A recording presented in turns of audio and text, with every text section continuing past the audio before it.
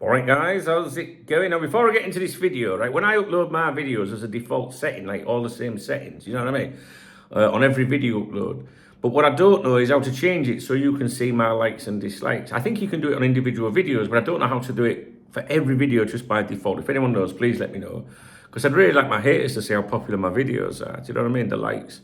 So if you know, please let me know. How you doing? You all right? I'm doing a watch along today. I've got my earphones over there. I bought some earphones. Yeah, just for you guys. You asked for a watch along, so I'm fucking giving you one, right? So I've got my earphones like John Motson this afternoon. I'm fucking telling you, I can't wait. I hope we do them. Anyway, so when the transfer window closed, after the stream, we did 17.5 hour stream on deadline day. When that window closed, I said, now what you have to do is look out for the LFC clique of journalists and how they spin it and what they say about it, right? Now, for those of you that don't know, we call a certain section of the journalists the LFC clique of journos, right? This does not include Ornstein or Joyce. They're the only two journos you ever need to listen to regarding Liverpool Football Club. Maybe a bit of Fabrizio Romano. Mo Salah! You probably don't understand that. For a bit of entertainment, but basically Ornstein and Joyce are the only two that you ever, if you want to just follow them two, you'll be fine, all right? And then you have like what we call the LFC clique of journalists. And this clique of journalists, they all agree with each other, they're all pally. Do you know what I mean? They wouldn't dare say something different to the other one. They wouldn't dare ask, a difficult question of the club. Like, let's say Liverpool lose 6 games in a row.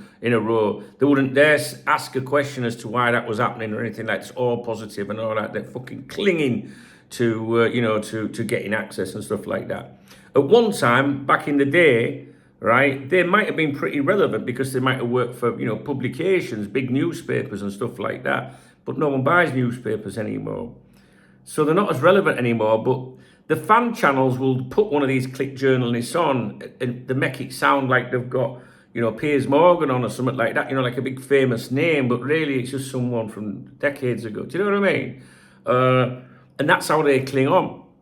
Now, don't get me wrong, the clique of journalists do get fed a little bit every now and then by the club, as Rafa Benitez was in the club, for sure, right?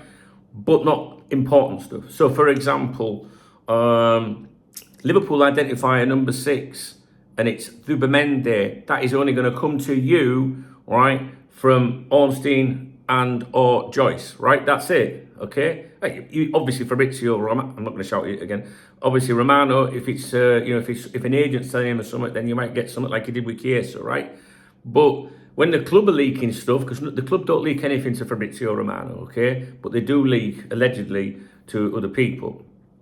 Now, Ornstein is more connected to FSG, the ownership, which I think if you watch my morning briefing today, you'll have seen the video of Ornstein with the Boston Red Sox cap on, all right? He's more connected to the ownership, always bigging them up, they're amazing, blah, blah, blah. He's also connected to people that run the club on a daily basis, but he's more ownership based. If the club was going up for sale, he'd be the one that tell you. If it's the day-to-day basis kind of thing, the day-to-day running of the club, that's Joyce, all right? But Ornstein has that as well. He's got two different things, if you like. Joyce has just got the one. They're the only two you need to listen to. Now, the club identify number 6, it's Zubimendi. They're the two that are going to tell you, right? One of them or both of them. A Liverpool player gets injured in a game, and you're there like, oh my God, how serious is the injury? Is he going to be out for a month, 2 months, 3 months, whatever? No one knows the status of that injury. It's probably the clicky journalist that'll tell you. Ornstein, Joyce will probably come out first, whatever. But the clique of journalists would be briefed at the same time, right? Because the club are like, oh, just give them, fuck it, just tell them. Do you know what I mean? But anything like major, that's going to Joyce primarily, unless it comes from the even bigger cheese, right? I just think it's important to tell you that just in case, my peoples that have been around here forever, they know all this, but we've got a lot of newcomers, right? So I'm going to touch on an article by James Pearce. That's why I'm just like pre-telling you, so like James Pearce, Jurgen Klopp, like allegedly didn't like him, do you know what I mean? And he's a bit annoying to some people, and he can be very patronising and very condescending. If you're FSG out, for example, and Liverpool win a game, if Liverpool beat Man United, James Pearce is the one that would like retweet someone's comment, you know what I mean? Net spend boys and all that. So he winds people up. So it's his own fault, really, that people get on his case. I do not have a problem with any of these journalists. They might have a problem with me, but I ain't got a problem with any of them, right? Just want to make that clear. Transparency. If someone's good, I'll tell you. Joyce, brilliant. Ornstein, brilliant. These lot, not so brilliant. But I would still listen to James Pearce. You know, I remember him putting a thing out, like a match report he wrote when he was 14, 15 or something like that, watching Liverpool. And he fulfilled his dream of becoming a journalist covering Liverpool Football Club. I take my hat off to that. I think that's nice. I do. I think it's really good. And what I will say about James Pearce is he does do decent, like, research articles. Do you know what I mean? Or if he's writing about an academy prospect or something. But he ain't going to be breaking the latest news to you. And he is probably going to be the one that most people think kind of like has always come across as kissing up to FSG, you know what I mean? And giving you telling you what they would convey, do you know what I mean? So some people think you're listening to FSG when you read James Pearce, right? So that's what people think. Listen, I've defended James Pearce many times and been shot down for it and told, no, don't, he's a fucking dickhead. Blah, blah. It's all right, whatever you guys think's up to you. But, you know, I remember, was it not James Pearce that did the article about the planes going over Anfield, the FSG out, you know, an in-depth look at the FSG out protest, the planes flying over Anfield, interviewed people that were FSG in, but never interviewed the people that were FSG out or even said who they were. So it's not really impartial. So it's really important you know all this, right, when we're talking about individual journalists. And every journalist that you can think of that you know that reports about Liverpool, I know everything about them, or I know who they know at the clubs, if they know anyone. I know who they're shagging, and I know all sorts about these people, trust me, right? And I interact with some of these journalists using a fake account as well, privately, but I use a profile picture of a very attractive woman on there. All right, they'll all be looking at, oh my God, do you know what I mean? Because, I don't know, you can find a lot of things out sometimes, but I'll leave that with you one day. I'll tell you about it one day. Right, so, he wrote an article, do you remember I said, like, listen guys, look out for any articles from the clip. So he wrote an article titled Liverpool's transfer window, how Chiesa coup, the coup, not signing, you know, coup's very, very impressive coup, it's a coup, was sealed and number 6 void left unfilled. Now the first sentence, I've been over this once in a live stream, and the first sentence stressed me out straight away, and I'm going to read it to you. Liverpool knew all summer there was a deal to be done with Juventus for Federico Chiesa. Now I'm not being funny around. But if they knew all summer, why didn't they do it at the beginning of the fucking summer then? Why did they leave it last minute then? Why did they nearly lose out to Barcelona then? Right, Barcelona were unable to complete. They didn't get the night deal signed in time. They were trying to sign him. But it's stuff like this, do you know what I mean, that really narks me. New sporting director Richard Hughes also believed that the closer it got to the transfer deadline, the stronger the Premier League's club hand would be in negotiations. I completely disagree with that, guys. I disagree with that. The closer it got to the transfer deadline, the more likely Barca were to get that night money, and we wouldn't have seen Chiesa. So this is just, in my opinion, this is just like blowing wind up. You know what I mean? With Chiesa not part of head coach Thiago Motta's plans, and Juventus increasingly keen to avoid losing him for nothing in 2025, Liverpool held all the aces as they belatedly made their move. And then it goes on to tell you how much that move cost, which we already know. And then he says that the player was also the subject of lucrative interest from the Saudi Pro League, but he made it clear his heart was set on Anfield.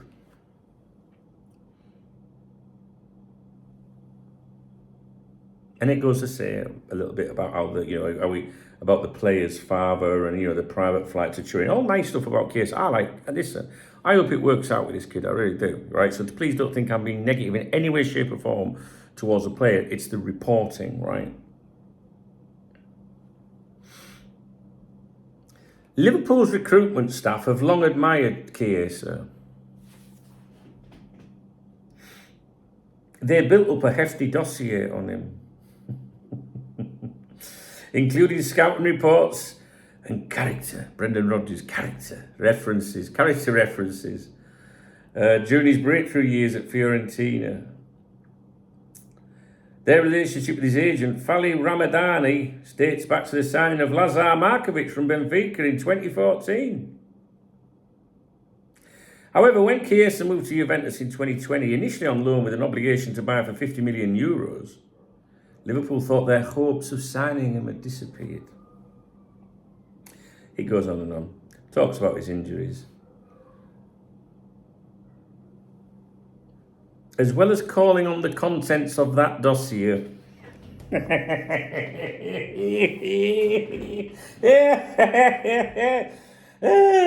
me. Hughes, Richard Hughes, have you got that dossier on Chiesa? Oh, thank you. Look at this. Oh, the dossier is here. Let's sign this player that nobody else wants about for Barcelona. In fairness, Barcelona did want him, like, but, you know, I think that personally, you know, they'd have gone for Diaz if they'd had the money, but there you go. Anyway, as well, as well as calling on the contents of that dossier, Hughes carried out checks himself, using his extensive network of contacts in Syria. Not his network, like, no, he used his network of sources, like, you know what I'm saying? His extensive network. Oh, dear. Oh, my dears. There's no wonder the fucking block made these people. The data backs up the belief that his work rate off the ball and his skill set and possession makes him the ideal fit for Arne Slot's style of football. His versatility was also viewed as a big asset. Now, don't get me wrong, like, this is, you know what I'm saying here. This is good. I'm not having a go at the player. Please don't think that.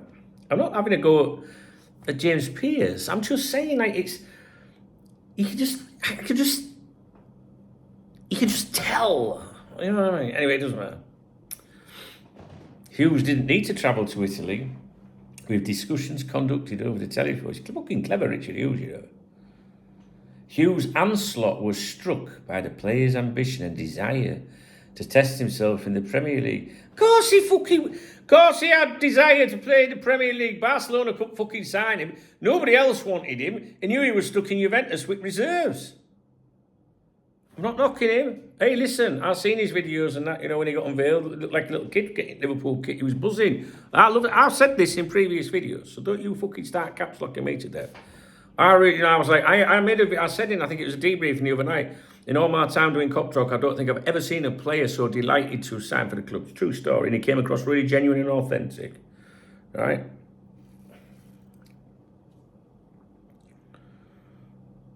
Yet fans' excitement at Chiesa's arrival was tempered when no more players arrived before Friday's deadline. The wait for a new number 6 goes on.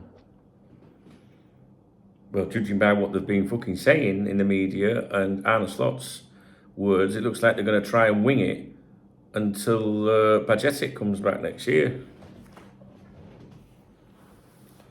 Liverpool made a significant profit from their transfer business this summer with the sales of fringe players. Carvalho up to 27.5 million, Seth van der Berg up to 25 million, Bobby Clark 10, Harvey Blair 300 grand. They also received more than 10 million from the sell-on clauses triggered by deals for Solanke, Alberto and Grabara, which paid for Chiesa, if you think about it, right? Then there's all the loan moves, fucking zillions of them, right, that were sanctioned. It left fans pondering two crucial questions. Have Liverpool left themselves short? And why did they not reinvest more of that cash for the challenges ahead? When Hughes faced the media at Slot's unveiling in early July, he spoke about Liverpool adopting an opportunistic approach to the transfer market in the window. Now listen to this. The sweeping changes at the club were hardly conducive to having a long-established plan in place. It was the biggest overhaul since FSG bought the club in 2010. The entire football operation structure has been rebuilt. In other words, he's trying to make excuses for him. He's saying, well, there's been a lot of changes, There's been a lot of changes, and, we couldn't do any planning. Any of us right here, right, could have fucking found a number 6 this summer. No, I believe that. They were there for the taking. But they want you to believe that there was nobody else on the planet other than Zubimendi. I think we'll get to that in a minute, I think.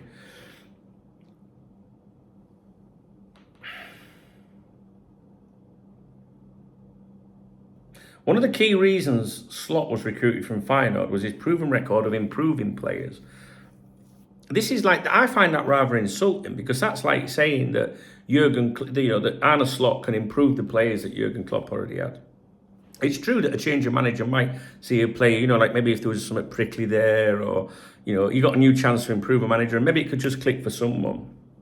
But I find that a little, I know some of you go, no, don't, but I know some of you will agree with me. I find that just like a little dig. Do you know what I mean? I do, honestly.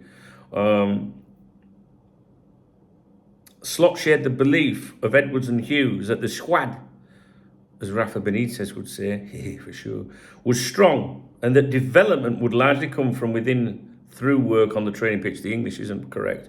From within work on the training pitch. In other words, Arne Slot could get more out of them players than Jurgen Klopp. Nah, listen, right, I'm not digging at the manager here, right? Jurgen Klopp's one of the best managers in the world that has managed at the top and has won every fucking thing. And I hope Arne Slot can go on to replicate that. But we don't know, and I hope he does. But I just don't like some of that text. At the start of the window, bearing in mind they've been in position months, transfer discussions internally were centred on two priorities: an attacker and a holding midfielder. Slot wanted a 6 senior forward to complement Salah, Jota, Diaz, Núñez, Gakpo, so he could rotate his options. If Liverpool had signed Gordon from Newcastle, they would only have bought Chiesa if another attacker had left. And despite ongoing speculation over Diaz's future, Liverpool didn't receive any offers for the Colombian and were never looking to sell him. I don't believe that either. I do believe that they would have sold him to Barcelona had the €70 million valuation been met. Barcelona absolutely did want Diaz, right? We've had the sporting director there confirming this. We've had Laporta, the president, the sporting director, they wanted the player. However, the sporting director favoured Diaz, but the club in general, the board, wanted Williams, all right? But I suspect they will return if they get their, they're not so much the finances, they just meet the rules, do you know what I mean? If they get the new night deal sorted. Scouts and analysts had done their work in terms of possible number 6 targets last season, but the profile of player Liverpool were looking for changed after Slot took over from Klopp. Slot was less interested in a destroyer to break up play and wanted someone more technically gifted who could operate in tight spaces and pick the right pass under pressure. I'm not reading the entire article out. That wouldn't be right to do that. I'm picking the best bits out for you. But I'm not omitting anything that... I'm not trying to pick bits out that make anyone look a particular way, right? I'm leaving out bits about like maybe the age of someone, how many times they played for the country or whatever. Do you know what I mean? I'm not missing any important bits out. Real Sociedad's Martin Zubimendi emerged as their top target, and Liverpool were ready to pay the bow, blah, blah, blah, right? They thought they were going to get him and all that, but he U-turned. It was a major blow to Liverpool's plans, especially as they felt there was no available alternative with a similar profile. So what they're trying to tell you, right, through James Pearce, and what James Pearce is trying to convince you about, is that Zubimendi was the only number 6 on planet Earth that Liverpool could have gone for. That's what he's telling you there. Despite being linked with a host of holding midfielders across Europe over the past fortnight, they didn't pursue a plan B. Slot has always been, let me correct this. Slot has been buoyed by the way Ryan Gravenberch has started the season in a deep-lying midfield role. However, it is too simplistic to say a problem has been solved and already been solved, and they will continue to assess possible options. Assess FC. Liverpool decided not to add another centre-back to their ranks following the departure of Joel Matip. They felt Jarrell Quansah had effectively replaced Matip during the second half of 23-24. And then they're going on about other things that didn't work out. Lenny Yoro, Kelleher Forest, Bajetic's move to Salzburg, Hughes and Slot decided the 19-year-old development would be better served by playing for Pep Linders to rediscover his rhythm. The plan is that he comes back next summer ready to compete for a starting spot in Slot's side. Liverpool did not want to keep youngsters around simply to feature in the early rounds of the domestic cups. Yes, they were called upon in numbers last season after a mid-season injury crisis cut deep, but there is confidence that history will not repeat itself. Because Arne Slot won't push them as much as Jurgen Klopp did, which might be a fair comment. Slot's style of football is more controlled, less physically intense and demanding. It wasn't a window packed full of transfer activity for Liverpool. Wasn't any activity at all. No booming statements of ambition. But it was a summer when they faced arguably the hardest transition in top-flight football since Alex Ferguson left Manchester United in 2013. The signs are promising on that front, with Slot quickly getting his ideas across. And the players embracing his methods with back-to-back wins to start the season. So, I am taking the piss out of signing Chiesa, and I'm not taking the piss out of Arne Slot. I'm not taking the piss out of anyone, to be honest with you. I'm not even taking the piss out of him, but it's the same old, like, what I say about the clique of journalists. You will not see one journalist come out and repeat what any of us might say, right? Now, if I pick 10 of you from the comment section, right? 9 of you, 8 of you, 9 of you, 7, 8, 9, whatever, right, might say you were disappointed with the transfer window. I would say 9 of you would, because there's always one that says, no, it's all right. Do you know what I mean? So I would say 9 of you would. And there'll be one, at least one of you, would turn around and say, well, questions need to be answered here. Like, I've given you examples in there of things that just don't sound right. So if you can say to me, if you're one of those 10, if you can say to me, or even if you're not one of those 10, if you just think there's been a bad transfer window, and you can say to me, well, I think there's questions to be answered here. We've been lacking a number 6 for years, and I can't believe they're still not, sorted this situation out. We can all turn around and say it's not the club's fault if Zubimendi doesn't want to play for Liverpool, right? Although there's already suggestions that they might return, that he might leave there next year, but I'm not really wanting to go into that yet. We'll talk about that another day, maybe. But we can all put our hands up. Everyone's slating the club or whatever, or even the owners. But you can't help if a player doesn't want to come. But what you could do is not leave it until mid-August or the second week of August, I think it was, before trying to make it happen. Because then you're giving you no time. No, you're giving yourself no time. And if number 6 was a priority, as they claimed, right? Do you remember these lot coming out and telling you that it's an absolute priority for the club? Why is it not happening? Why is it not happening earlier in the window? I mean, you can say there's Euros, but there's a period before the windows you can work the Euros. You can work on things, and there's a period before the Euros that you can work on things, and also after. And agents do have mobile phones during tournaments, right? And they left it until the last minute, which doesn't give you any time for anything else. And if I'm sorry, but I don't care who you are, even if you're happy with the window or content, you can't tell me there isn't another player in the world that couldn't have come in. It's ludicrous to make that suggestion. Ludicrous. So I'll go back to my point.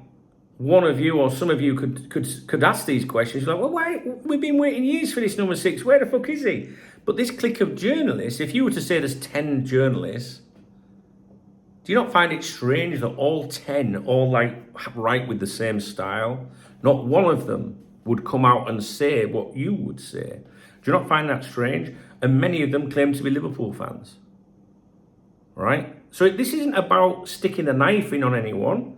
This isn't about an opportunity to have a go at FSG that probably don't even fucking know what's going on. If Edwards had turned around and said, we're going to buy this player 45 million, I'm sure, FSG's not going to go, don't spend our money. They'll go, well, we employ you to do what you're supposed to do. Just get on with it, right? If you think that's what the club needs to do, you do it. I can't imagine John Henry saying, like everyone blames FSG, but Hughes and Edwards are the people that are employed to make these decisions, right? But none of them journalists, none of them will ask fair questions. They will not say, could you imagine any of those click journalists that get the standard access to a press conference? Could you imagine any of them sitting there and go, come on, fellas, man, you can't try and fucking tell us that was a success. You've been after a number 6. You told us that the number 6 was a priority and you haven't got a plan B. I mean, what the fuck? Even a window cleaner has a plan B for when it's pissing down. It's ludicrous. And this is what I mean by this is the way that they control the media. They control them. Because all these journalists, right? I'm sure they have mortgages and young families or whatever, right?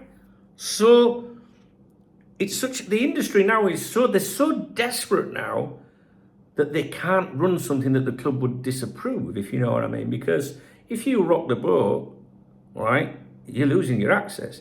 You might get the standard access, because you might work for a publication that gets access to a press conference, but you're not going to get that little bit extra from friendships, right? So that's why journalism is so shit now, to be honest with you. And that's why they say all these extensive network. They have to exaggerate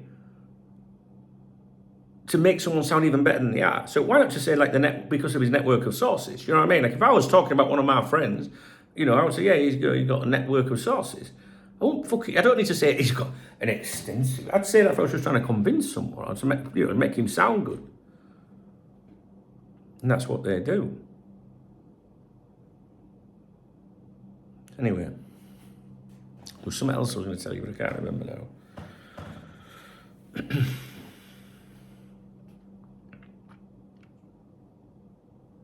That's what I was going to tell you. So you remember Ornstein did this interview on, was it NBC? We talked about it when the window was open. Do you remember him saying, he was going along about FSG, the American owners, they will not be pressurised. Did he say by outside forces or something? Like, the fuck's that? It's not fucking Star Wars. What's he on about? Do you know what I mean? You know what he means by that, don't you? It means the supporters going, hey, that's not good, we ain't got number 6. Oh, they will not be pressurised by outside forces. Whatever fucking stupid saying he said. What did I say to you? I told you to watch that interview. I said, please watch that interview. You'll see exactly what I mean. If you watch that interview, it will back up everything I've said about him being close to FSG. And you can see it clear as day. And listen, if I can find this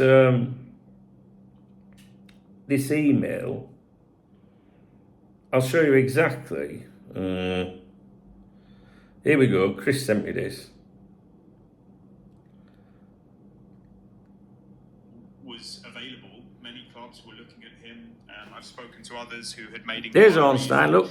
And explored the possibility. With a Boston Red Sox cap on. Yeah, I mean, he's not even hiding it. Oh, you're going to say, yeah, he's just, he's a baseball fan. Maybe he is. He probably is. I'm not disputing that. But it's not exactly like, if you're a Liverpool fan that's FSGL, you're looking for shit like that so you can make a point. See what I mean? Look, do you know what I mean? Like I'm doing now. You wouldn't, I'd be like, I'd take that off. Fucking hell, the last thing I need is them to think that I'm being biased. Do you know what I mean? And in the video, all he's doing is bigging up fucking FSG anyway. I'd love to know where that fucking cap came from. No, you know what I mean. I'm not saying, listen, some people think envelopes get passed around, and although Fabrizio Romano, did you see that, the video about Fabrizio Romano and them news articles about him being set up to, being paid, taking €1,000 to make certain claims on X and all that? There's a video on YouTube about it. And someone actually has emailed me. I haven't touched it yet, and I don't know if I will. But something about starting an investigation on Romano for the last 2 years, worked for sure with the Saudi club, some Italian, but then I'm told not to mention some stuff. Some Spanish clubs. I said to such and such about me, letting it know if it was okay for me to discuss it, and he said, as long as the clubs are not mentioned, go for it. But I ain't going in on out like that. I don't want to get involved in out like that. Anyway, forget it, don't matter. So that's it. I just wanted to go by that article. I thought that was the first, like, you know, the ones that have been spun and that. What I'm trying to say about Ornstein here, right, it doesn't matter what fucking cap he's got on, but it will just make the FSG out people. There's nothing wrong with the FSG out people. I have the greatest deal of respect for them. And I understand why they're hurt, and they're far more fucking, they've got more sense about them than the other fucking shower have, the top Reds. But honestly, what I tried to tell you is that my opinion is that Ornstein is close to the ownership. And if you go in interviews putting Boston Red Sox caps on and then telling people how great the owners are when they come to making decisions regarding Liverpool Football Club, and now they will not be bullied by outside thought. It makes you sound like you're a spokesperson for them. And that basically is what he fucking is, let's be honest. However, as you know, and if you watch my videos all the time, or if you're a VIP member or whatever, if you're on the members website, you know that I have the greatest time for Ornstein and Joyce. So it's not, I'm not digging at him, I'm just saying it leaves it open for people to pull him up for shit like that. You know what I mean? So at the end of the day, you can't trust none of them because it's all managed, all right? And when they put something out, if Joyce puts something out, mark my words, he's never going to put anything out that fucks the club. And good, that's very good. But when he puts something out, it's because the big Chiesa Anfield want you to know about it. The clicker journalists will continue going around doing their ass kissing in the hope that they can get, you know, some kind of interview in the future. That's all that shite's about. But these journalists, what I was trying to say to you before, if they've got mortgages and shit like that, and they know that they're desperately clinging to their employment, right? Because if you're not bringing stories to your employer, you're not an asset to that company. So what they're going to do, they're going to get rid of you. And then you're going home to Sandra, right? Sandra, I've lost my job. What for? Well, I called FSG out. So it's never going to happen, is it? You know what I mean? So that's why they fucking don't do it. That's why they don't do it. And then when they lose their employment, they call themselves freelance, which basically just means unemployed. And then they have to go around the fan accounts to try and remain relevant. And if they go around the fan accounts to try and remain relevant, they're saying sensational things to create excitement, to keep their name out there. I know what I'm talking about, guys. I fucking tell you. Right, I'm off anyway. We're doing a live stream today. What time? I don't know because I'm in a different time zone. So we'll be doing a live stream 1 hour before kickoff, and I'm going to watch the match today on this big projector. I'm going to sit over there. Got my big earphones in there. We're all right. Did you read that James Pearce article? Did you think like I did? Am I wrong with it? No. It's a YouTube channel. All we're doing is debating it. There's nothing personal in it. Do you know what I mean?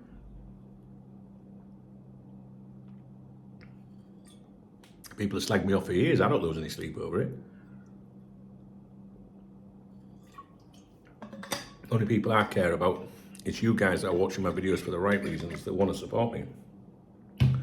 Right, I shall go. If you appreciate this video, please thumbs up the video. All right. Please drop me a comment if you've got anything exciting to say. And if you want to buy me a beer or a coffee, please hit the super thanks button. It's the love heart under the video. If it's not there or you want to use another method, if you read the video description, you will see there are other ways of supporting me or buying me a coffee, whatever. Channel member, VIP member. I'm going to start pushing the VIP member stuff a bit because we've lost a few members this year that have lost interest in football. And the VIP members website is very important to me. It's the best way of supporting me.